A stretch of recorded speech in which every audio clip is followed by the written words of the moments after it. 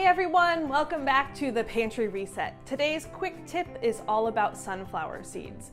Now, a lot of vegan recipes use cashew cream as the base. While I love cashew cream, it can get a little expensive, and over the years I've actually switched more to using sunflower seeds.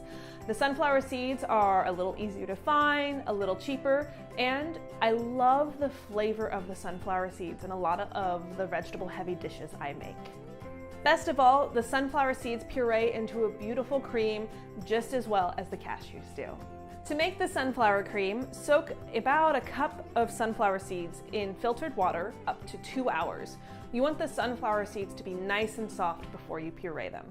Drain the sunflower seeds and place them in a blender along with an equal amount of filtered water.